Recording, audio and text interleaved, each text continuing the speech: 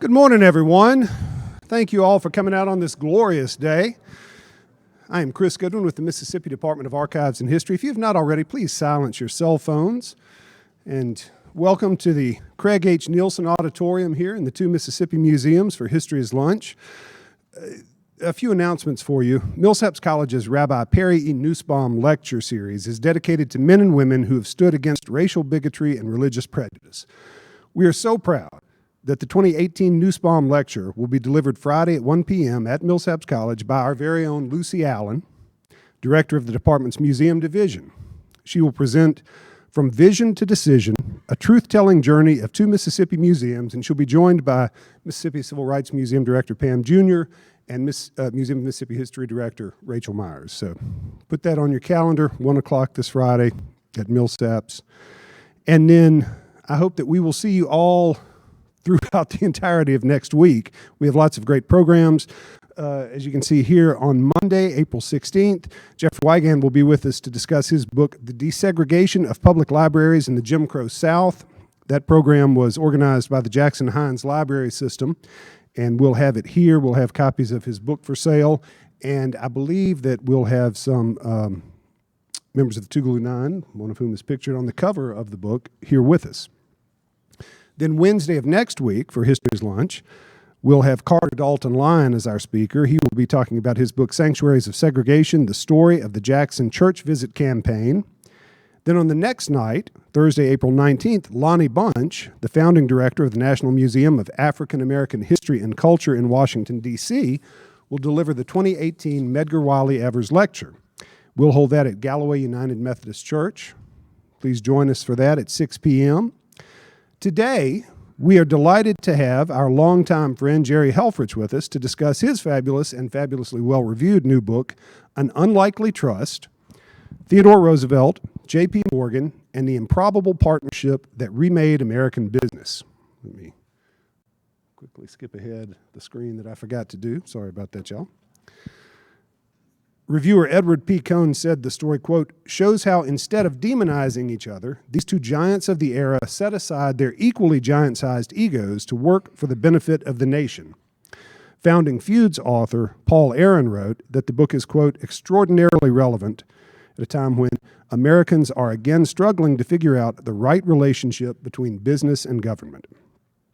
Gerard Helferich is the author of 5 books, including High Cotton, 4 Seasons in the Mississippi Delta, which won the 2008 Authors Award for Nonfiction from the Mississippi Library Association, and was also his first of now 3 History's Lunch presentations with us. Before turning to writing in 2002, he was an editor and publisher for 25 years at companies such as Doubleday, Simon & Schuster, and John Wiley & Sons. A graduate of Swarthmore College, Helferich grew up in Troy, New York, and lives in Jackson with his wife, the writer Teresa Nicholas. Teresa and Jerry together have done 4 History's Lunch programs. He is breaking the tie today, making this his 5th. But I have talked with Teresa. She is at work on another book, so we're going to even it up pretty soon. Y'all help me welcome Gerard Helferich. Thank you, Chris. Thank you, Chris, for that nice introduction. I'm glad that nothing else that at least I've broken the tie with my wife. I'd also like to thank MDAH for the chance to talk today. I always enjoy the talks that I've given here, and it's really a thrill to be in this great new building, this tremendous facility. It'll be my first time speaking here. And finally, thank you all for coming out this afternoon. I appreciate your presence. I'm going to try to make it interesting for you. Can everybody hear okay? No. Chris, maybe we could turn the sound up a little? I couldn't hear myself very well, so I thought maybe you couldn't hear me either. Is that better? Okay, great. Thank you, Chris. A few years back, I published a book called Theodore Roosevelt and the Assassin, which was a nonfiction account of an attempt on Roosevelt's life in 1912 when he was running for a 3rd term as president. Over the course of my research for that book, I was taken with Roosevelt's consummate intelligence, his complex personality, and his prodigious achievements. After assuming the presidency in 1901 after the assassination of William McKinley, Roosevelt reshaped the government in his own image. On the one hand, greatly strengthening the federal branch of the government, and on the other, tipping the balance of power away from Congress and toward the presidency. As I was working, I guess I should show you a picture of Roosevelt since I'm talking about him. As I was working on Theodore Roosevelt and the Assassin, I would occasionally catch a glimpse out of the corner of my eye of another figure just on the edge of that story, J.P. Morgan. In that book, Morgan played only a cameo role, primarily as a controversial donor to Roosevelt's 1904 campaign. But just as Roosevelt transformed the federal government, J.P. Morgan, the country's premier financier, forever changed the American economy by presiding over an elemental shift away from family-owned companies and toward huge corporations such as International Harvester, AT&T, and General Electric, all of which he was instrumental in founding. At the beginning of the 20th century, Theodore Roosevelt and J.P. Morgan were the two most influential men in the country. In fact, many people thought that Morgan was even more important than the president himself. Morgan's reputation was so great, his power so vast, that on Wall Street he was known simply as Jove. I have to confess that as I was preparing this talk, I faced a dilemma, because an unlikely trust is a combination of two very different writing styles. On the one hand, parts of the book read like history. That is an attempt to relate and to understand certain events that happened in the past. But other parts read like narrative nonfiction. That is, a story that, although totally factual, borrows techniques from novels, including scenes and dialogue. Throughout the book, the two styles weave in and out in a way that I hope is seamless and compelling. But because of our limited time here, I had to decide which of the book's two personalities I was going to focus on. So this afternoon, I won't be reading scenes of frantic deal-making in 1907 as the country is verging on the edge of financial collapse. And for the time being, you'll just have to take my word that there are moments like that in the book as well. Instead, I've chosen to talk about an aspect of the book that is more pertinent to today's headlines, in that it provides some historical context for the precarious place that the entire nation, including Mississippi, finds ourselves today. Okay, so back to our story. Two such commanding presences as Morgan and Roosevelt could easily have become sworn enemies, and that's usually how they've been portrayed. The great trust builder versus the quintessential trust buster. And they certainly did have their share of disagreements, but I discovered that they also had much in common, including their social class, an unstinting Victorian moralism, a drive for power, a need for order, and a genuine, though not purely altruistic concern for the welfare of the country. Working this common ground, Roosevelt and Morgan were able to collaborate more than once to rescue the country from utter disaster. In the process, they permanently changed the way that government and business work together. And now, with the election of Donald Trump, the relationship between Roosevelt and Morgan, that's to say, the relationship between government and big business, and by extension, the relationship between the wealthy and the rest of society, has assumed a new relevance that I couldn't have imagined a few years ago when I started work on the book. By the time Roosevelt was inaugurated, he and Morgan already had a long history. Morgan had worked with Roosevelt's father on several civic and political causes, and when Theodore launched his political career, Morgan was among his earliest donors, 1881, when Roosevelt ran for the State Assembly of from New York City. One of the first things that Roosevelt did after being elected vice president, in 1900, was to throw a banquet in New York City in Morgan's honor. Earlier, in the various offices he held on the way to the presidency, Roosevelt made his reputation as a reformer, dedicated to breaking the illicit but highly profitable ties between government officials and business interests. But by the time he reached the White House, he realized that simply rooting out corruption wasn't enough. Instead, he envisioned an entirely new relationship between government and business. Since the founding of the Republic, the federal government had seen its role in the economy as simply encouraging the conditions for commerce to flourish, raising tariffs, protecting patents, providing a stable currency, encouraging the building of canals and railroads, and so on. The ruling principle was laissez-faire, the policy that government not interfere in the free market. But when laissez-faire was formulated, American companies were small. Ever since the Civil War, corporations had been growing in size and influence, thanks largely to financiers such as J.P. Morgan. And even when these huge companies operated completely within the law, they wielded tremendous power over workers, consumers, the environment, and the public at large. Roosevelt decided that the time-honored policy of laissez-faire often meant, as he put it, freedom for the strong to wrong the weak. Not surprisingly, business leaders weren't thrilled at the prospect of being controlled by Washington. When TR assumed the presidency, Morgan admitted, "I'm afraid of Mr. Roosevelt because I don't know what he'll do." To which Roosevelt shot back, "Mr. Morgan is afraid of me because he does know what I'll do." And sure enough, one of his first acts as president was to file an antitrust suit against Northern Securities, the huge monopolistic railroad holding company that was one of the crown jewels of Morgan's corporate empire. Morgan felt ambushed, betrayed, but the following year, even as the Northern Securities case was before the Supreme Court, he put aside his pique, and he helped Roosevelt resolve a crisis that was the first real test of his presidency, the Great Coal Strike of 1902.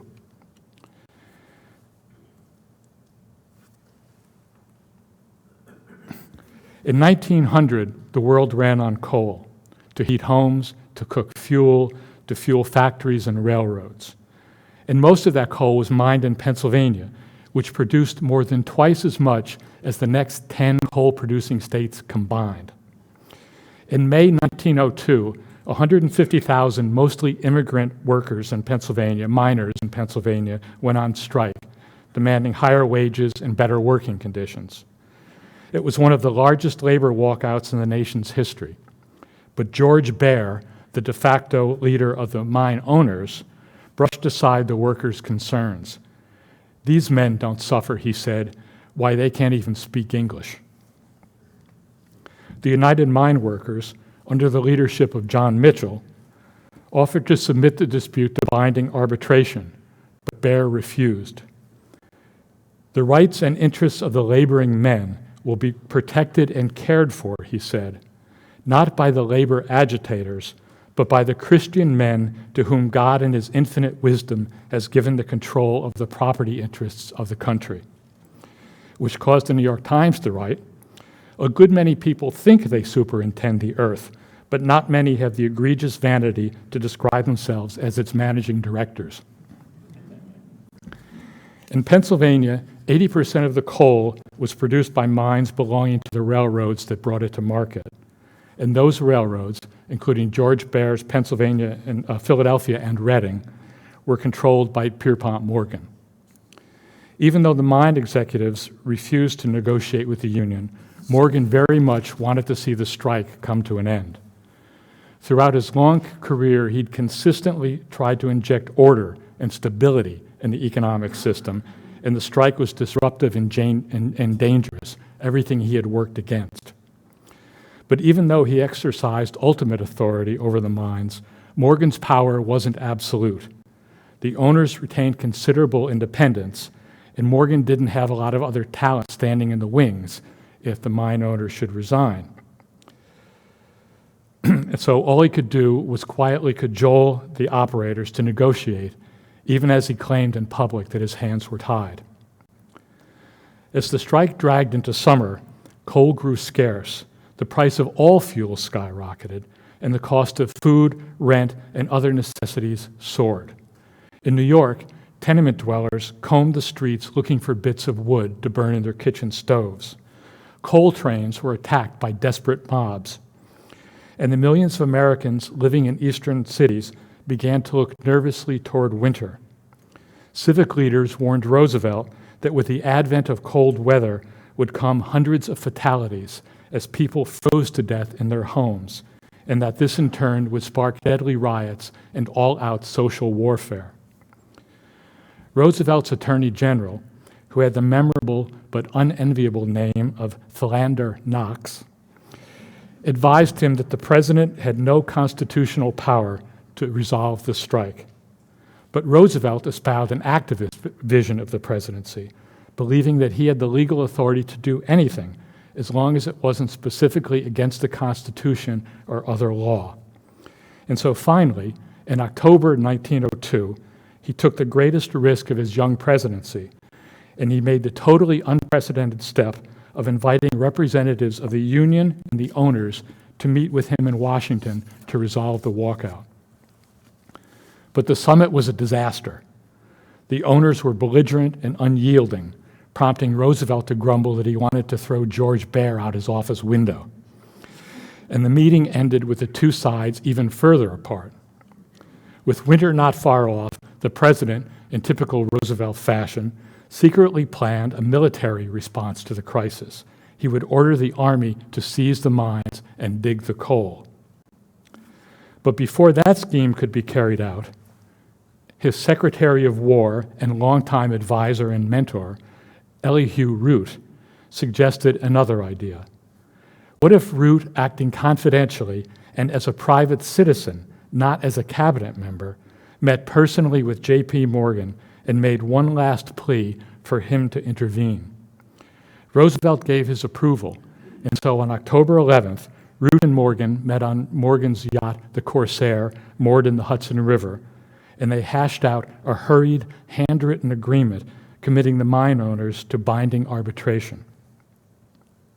In the following days, there were times when it appeared the agreement wouldn't hold, but Morgan managed to browbeat the coal executives into acceptance.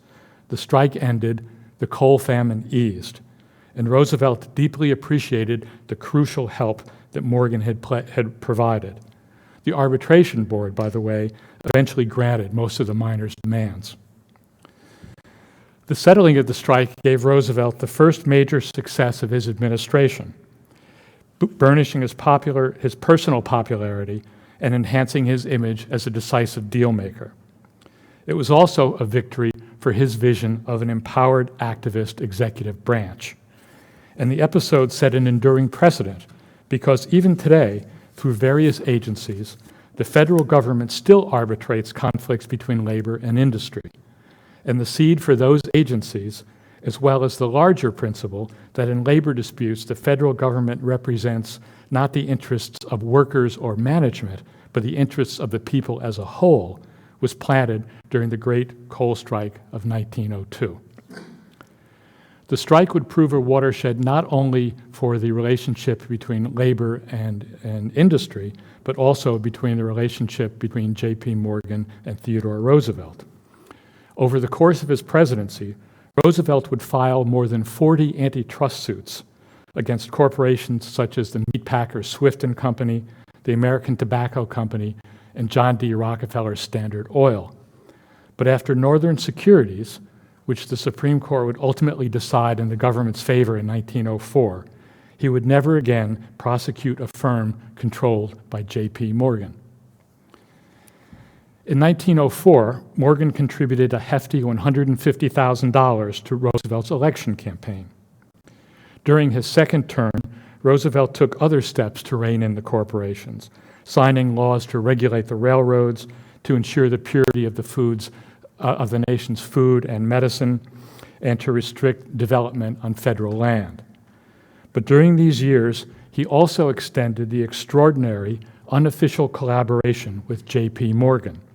In fact, a Morgan partner named George Perkins actually lobbied Congress to create the Department of Commerce and Labor, whose mission would be to regulate the corporations. Now, it may seem strange that Morgan and his partners would ask for a new agency charged with reining them in. But by then, it was clear that the era of laissez-faire was over. So the question was not whether the corporations would be regulated, but who would be doing the regulating. Even Morgan agreed that business must be controlled to save it from its own worst impulses. And although he would have preferred that the regulating be done by businessmen, ideally by Morgan himself, he recognized that federal control actually solved some problems for business. For instance, by helping to dampen the fierce and sometimes illegal competition among corporations, and by avoiding the passage of a welter of state laws that would be even more onerous for business. Roosevelt was involving the federal government and private enterprise to a degree never seen before, and promoting the needs of workers, consumers, and the society at large over the interests of wealthy industrialists and stockholders. But crucially, he invited Morgan's cooperation in the process. Before that, the only way the government had to regulate, to enforce antitrust laws was to file lawsuits, which were time-consuming and uncertain in their outcome. But working largely through mutual friends, such as George Perkins, Roosevelt and Morgan replaced this unwieldy litigation with an active, informal regulation that was acceptable to both parties. So Morgan companies, such as International Harvester and U.S. Steel, agreed to open their books to government inspectors and to correct any illegalities found there. And in exchange, the government agreed to give the companies a chance to fix the problems before taking legal action. It was a totally new type of collaboration, some might say collusion, between government and business, and it was offered only to J.P. Morgan corporations. In fact, when his new, more aggressive attorney general, with another memorable name, Charles Bonaparte, threatened to sue International Harbor for antitrust violations, Roosevelt stepped in personally and halted the suit. In dealing with the corporations, Roosevelt relied on his own moral judgment. He alone decided which corporations were, in his words, good and evil. Evil corporations, those that acted selfishly and against the national interest, such as Standard Oil, found themselves the targets of federal prosecutions. Good corporations, those that cooperated with the administration and advanced the country's interests, such as Morgan's U.S. Steel, no matter how large or monopolistic they became, were permitted to pursue their activities, albeit under government regulation. This unprecedented relationship between Morgan and Roosevelt also set the stage for their extraordinary collaboration during the financial crisis of 1907, which is another major episode that's related in the book. I won't go into that in detail here, but in the fall of 1907, the stock market crashed, dozens of banks were forced out of business, and the country was on the edge of economic collapse, all of which may sound familiar to those of us who lived through the economic collapse of 2007 and 8. But in 1907, the United States had no Federal Reserve to come to the rescue. And so, with Roosevelt's blessing, J.P. Morgan acted as the nation's banker of last resort, assembling syndicates of healthy institutions and pumping tens of millions of dollars into the banking system to stop the panic and to avert disaster. But the rescue came at a price. Before agreeing to put an end to the crisis, Morgan sent 2 emissaries to the White House, including George Perkins, and extracted Roosevelt's personal assurance that he would not initiate an antitrust suit against Morgan's U.S. Steel for an acquisition of a major competitor. Though this agreement was informal and secret, like the rest of Morgan's and Roosevelt's behind-the-scenes negotiations, journalists and the public couldn't help noticing the preferential treatment that Morgan companies were receiving from the administration. Roosevelt, the self-proclaimed trust buster, was widely criticized for his cozy dealings with Morgan. And in 1912, when he was running for a third term on the Progressive or Bull Moose Party ticket, his relationship with Morgan played a pivotal role in splitting the Republicans and throwing the election to the Democrat, Woodrow Wilson, which is another episode recounted in the book. One of Roosevelt's opponents in 1912 on the Republican ticket was his close friend and successor as president, William Howard Taft, who was running for re-election. He's shown here with Roosevelt. Taft came in third in the general election, the only time in history that a third-party candidate, Roosevelt, won more votes, both popular and electoral, than the candidate of one of the two major parties. As I recall, Taft won 2 votes and 8 electoral votes total. Once in office, Wilson increased federal control of the economy even further. For instance, establishing the Federal Reserve and the Federal Trade Commission. And he ushered in a new regulatory era, formalizing Roosevelt and Morgan's ad hoc agreement and offering it not just to the favored few corporations, but to all companies. Under this new system, government would have more tools to protect workers and consumers from corporate abuse, and corporations would accept and even welcome a measure of federal control. And so the progressive years replaced the old model of laissez-faire with a new balance of power between government and business. And that transformation had been pioneered by Theodore Roosevelt and J.P. Morgan. For the rest of the 20th century and beyond, Roosevelt's progressive legacy would be advanced not by his own party, which would swing permanently to the right, but by Democrats such as Wilson, Franklin Roosevelt, and Lyndon Johnson. Through succeeding administrations of both parties, liberals would argue that Washington still favored big business over ordinary citizens, and conservatives would claim that excessive regulation was strangling productivity and American competitiveness.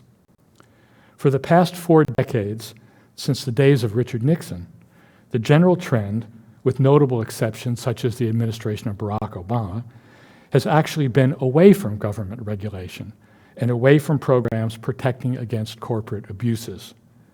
This has been true for industries ranging from railroads to aviation to communications to manufacturing to banking. And recent Supreme Court decisions, such as Citizens United, have chipped away at limits on corporate campaign contributions, so that corporate money is now flooding campaigns to an unprecedented degree, giving new life to what Theodore Roosevelt once called, quote, the combination of business with politics and with the judiciary that has done so much to enthrone privilege in the economic world. Now the Trump administration, populated with multimillionaires and billionaires, is feverishly stripping away measures protecting workers, consumers, investors, and the environment, relaxing protections against workers' safety in mines and chemical factories, for example, reducing the number of workers eligible for overtime pay, threatening to repeal Dodd-Frank, the landmark law signed in 2010 to increase transparency and accountability in the financial industry, curtailing net neutrality, lowering standards for clean water and power, and opening national monuments to oil exploration. In fiscal year 2017, the administration introduced just 3 new regulations on business, while decreasing regulations 67 times. And hundreds of similar actions are in various states of being implemented right now. Another example of the enormous influence exerted by big business is the recent tax bill, which represents a historic shift in the tax burden from corporations and the wealthy to the less affluent. And now the increasing deficits expected to be produced by that law are already being used as an argument for cutting social programs, such as Medicare and Medicaid, that benefit the poor, the sick, and the elderly, including, of course, a great many Mississippians. And so, despite all of Theodore Roosevelt's progressive reforms, perhaps what is most striking as we compare today's political landscape with that of 100 years ago is not how much things have changed, but how little. Now, as during Roosevelt and Morgan's time, The list of urgent issues facing the country includes the appropriate size of government, the tremendous influence that corporations exert over political process, and the growing divide between rich and poor. The regulatory pendulum set in motion by Roosevelt with an unlikely assist from Morgan is now increasing its conservative momentum, thanks to a major impetus from Donald Trump. And today, economic privilege is being enthroned, to use Roosevelt's word, at a rate we have never seen before in our lifetime. Theodore Roosevelt, and I believe J.P. Morgan, would be appalled to see the disruption of the balance between government and business that they pioneered more than a century ago. Thank you. That's the end of my prepared talk. I'm hoping now we'll have some questions.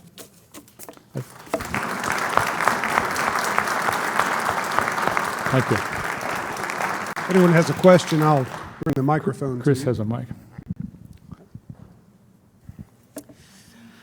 History repeats itself, the pendulum swings, but have we sort of swung off course to where currently maybe we cannot recover? Do you see recovery anywhere for us as Americans?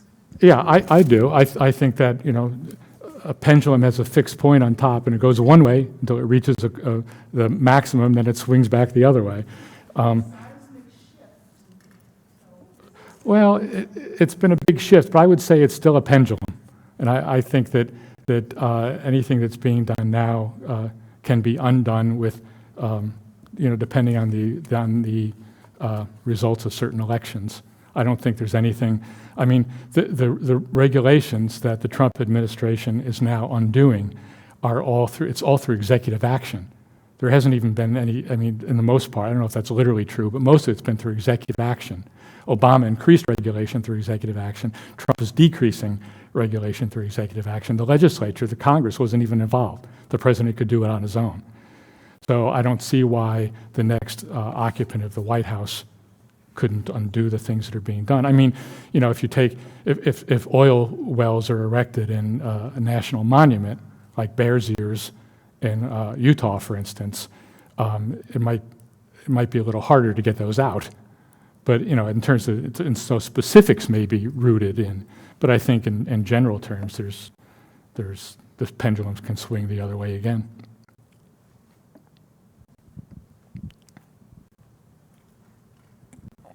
I share your fear and trembling, Deidre, but hope springs eternal.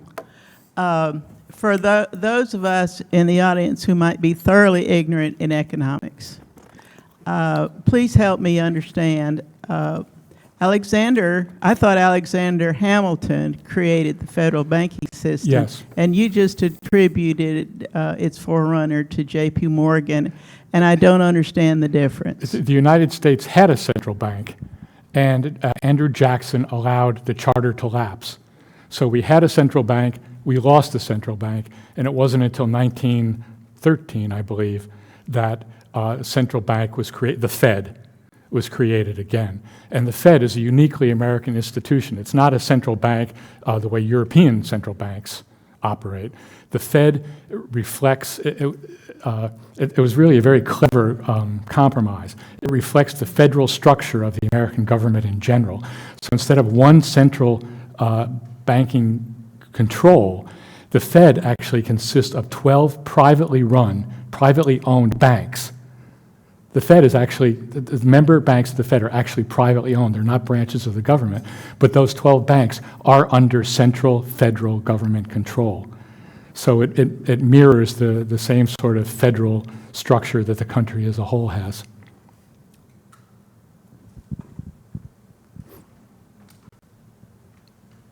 Thank you. I would agree that, sorry, can you hear me? Now I can. I would agree with you that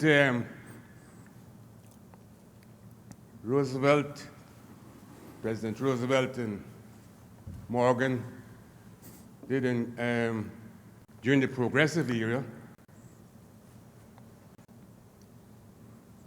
developed lots of progressive policies that assisted corporations and, as you rightly said, busted corporations when they were supposed to be getting too big. And I think that it is fair to say that the Roosevelt reflects the progressive era. But I would argue that even though he does represent the progressive era, he did very little for women who were struggling, suffragettes. He did very little for blacks during the Jim Crow era. And, you know, these were important groups in society. Mm-hmm. And I think that those people ought to have been included in the progressive period, the progressive era, under the federal government doing something for them. Right. He did nothing for women and blacks. Well, one of the fascinating things about Roosevelt is that he is such a contradictory personality. I literally can't think of one aspect of Roosevelt's personality that isn't counterbalanced by exactly the opposite. So, for instance, he said that being a family man was the most important thing, having a family, being a family man was the most successful, was the highest calling that a man could strive for. And yet he would leave his family for a year at a time to go on safari or to go to South America. He was a trust buster, and on the other hand, he accepted hundreds of thousands of dollars in campaign contributions from the very people he said to be regulating. He was a progressive, and he did institute a lot of genuine progressive reforms. But on the other hand, he was deeply conservative, and one of the reasons that he wanted to pursue this progressive legacy was because it was a time when anarchists were gaining ground in Europe. Heads of state were being assassinated by anarchists in Europe, and Roosevelt was deathly afraid of anarchism coming to the United States. So one of the impulses he had for these progressive reforms was to stop that kind of social anarchy that was going on in other countries. I take exception to what you said about women, because actually Roosevelt was the first male politician of any major political party who advocated the enfranchisement of women. And when he ran for his third term in 1912, his nomination was actually seconded by Jane Hull. And he, in one of his party, one of the planks in his party platform was to give women the vote. That didn't happen until 1920, but Roosevelt did argue for that. I mean, you could say that was belated as well, but at least he was in the forefront. In terms of his relationship with blacks, to me, that's another aspect of his of this contradictory nature in his personality, because during his first term, he received tremendous criticism, especially from politicians in the South, when he invited Booker T. Washington to have dinner with him in the White House, the first time a black man had ever been invited to dinner in the White House. But on the other hand, Roosevelt espoused racial attitudes, not only toward African Americans, but toward Native Americans, toward Hispanic Americans, toward Latin Americans, that by our standards today are antediluvian. I mean, they're not out of sync with what most other people at his time believed, but it's definitely true that his attitude toward other races, including African Americans, was not what it would be. And I don't think you can apologize for that. I mean, it's just how he was and how the times were.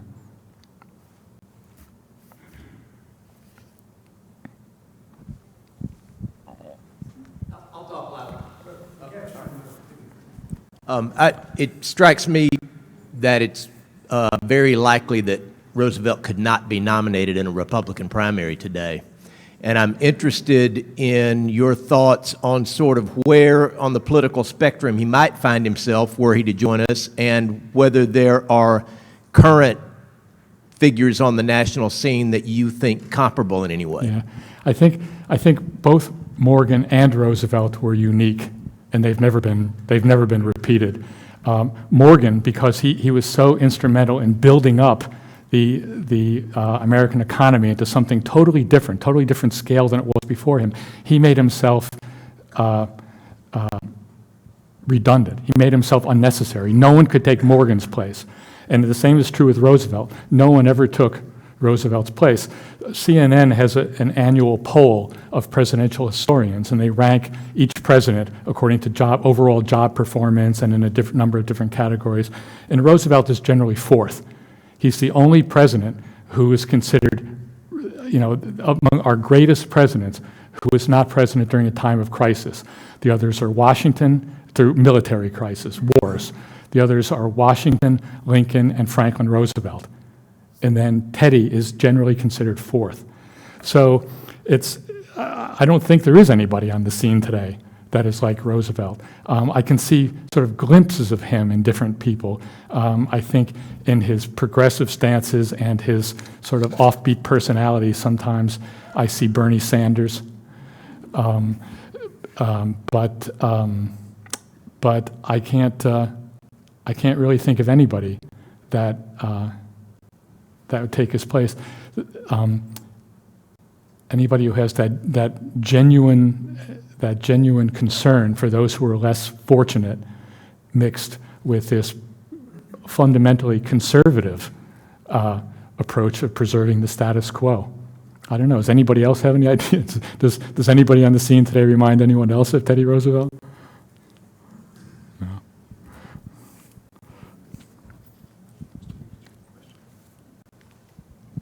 Gerald, you mentioned his inviting Booker T. Washington.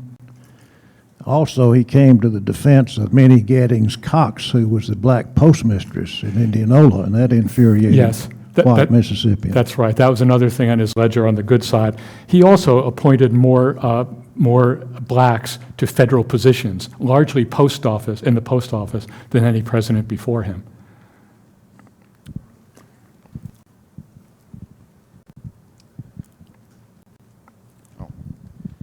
Thank you. First, let me say that it's really a great book. I got it for Christmas, and I really enjoyed it. Thank you very It was much. a super book, and I learned a lot. But going to the pendulum, swinging back and forth, it strikes me that while Trump ran as a Republican, the first thing he did was run and defeat all the Republicans, all the establishment Republicans. So he was really an anti-establishment candidate from the very beginning, and then he defeated the Democratic Party. And that his campaign was more about the pendulum swinging away from globalism back towards nationalism, and which I think is it's not only here, but it's in Brexit, that Brexit vote and some other votes in Europe area. So can you comment on that as far as the pendulum, globalism versus nationalism, and where we might be headed from at this point, going forward? Thank you. Well, they're all different pendulums, right? And so the globalism, nationalism pendulum is one. The regulation, deregulation is another. I was speaking specifically about the regulation of business. Frankly, I don't know a lot about the other pendulums that I wasn't writing about. It's sort of outside my pay grade, but. I don't know. I think those are. I think those things work on pendulums too. So today, in a number of countries, the trend is toward nationalism, and I think eventually that will swing back as well. But when and where and how, I'm sorry, I just don't know. On another point, I would say something about Indianola, but if you remember, a number of blacks helped him on San Juan Hill, And then, if you remember that the Brownsville race riot in 1912, he did not exonerate those black soldiers. Right. That's another major stain on Roosevelt's racial legacy. That in Brownsville, Texas, I don't remember the exact number. I think it was about 300 or 400 African American troops were dishonorably discharged because there was a riot in Brownsville, and white residents claimed that the black soldiers had started the riot. It was never proven that that was the case, but no one, so the military officials charged the soldiers with coming forward, whoever was responsible for it. No one came forward, and as a result of that, Roosevelt approved the dishonorable discharge of 300 or 400 black soldiers who, at least the great majority of them were totally innocent, and it's possible that all of them were innocent. I wanted to ask you about the relationship between Roosevelt and Morgan after Roosevelt left the White House. I'm thinking particularly about, and this may be apocryphal, but I've read that when Roosevelt went on his famous safari to Africa, Morgan said, "America expects every lion to do its duty." It's so true. I wonder about their relationship after Roosevelt was no longer in the White House. Yeah. Well, in the years that Roosevelt was out of public life, like when he was in Africa, for instance, they didn't have much basis they didn't have much of a relationship. But in 1912, when Roosevelt was running for his third term, his relationship with Morgan again became controversial because at that point there were government hearings taking place to investigate what at the time was called the money trust. The trust was a synonym at the time for a monopoly. And the feeling was that the banking system of the country had formed this monopoly, and it was a closed system, and that it was to the detriment of people who were not part of that system, that the control of credit was so tight that it was harming individuals, it was harming the economy, and Congress was investigating this. Morgan was called to speak before that committee. But in any event, by 1912, Morgan was not popular. He was never very popular. I mean, somebody with that much power and that much money was never what you would call beloved by the general population. And in fact, he stepped in a number of times to save the country's bacon. The one time I didn't even mention today was in 1895, when he personally assembled a syndicate to launch $65 million in bonds, gold bonds, to save the U.S. government from default. But for all these times he stepped in and really helped the government, he really didn't get a lot of popular support for that because he was so powerful and so wealthy, people had a mistrust of him. So when Roosevelt was running in 1912 for re-election, his relationship with Morgan again came to the front. And at that point, Morgan and Taft and Wilson, the three major candidates who were running for president that year, were all trying to distance themselves from Morgan. And during 1912, the Congress, which was controlled by Republicans. Now remember, at this point, Roosevelt has left the Republican Party temporarily. He went back, and he's founded the Bull Moose Party, and he's running against Republican for president.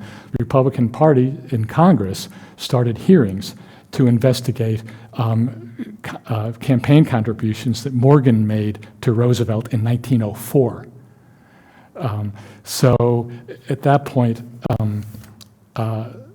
their relationship was more antagonistic than anything else. Once he left the White House, and it became sort of, there was no basis for them to relate. And then in 1912, it became more antagonistic in the sense that all the candidates were trying to prove that they had nothing to do with Morgan. Other questions? We have copies of An Unlikely Trust for sale just outside the door here at the museum store. I hope that we see you all back here in this space Monday and Wednesday of next week and Thursday at Galloway. Help me thank Jerry. Thank you very much. I appreciate it.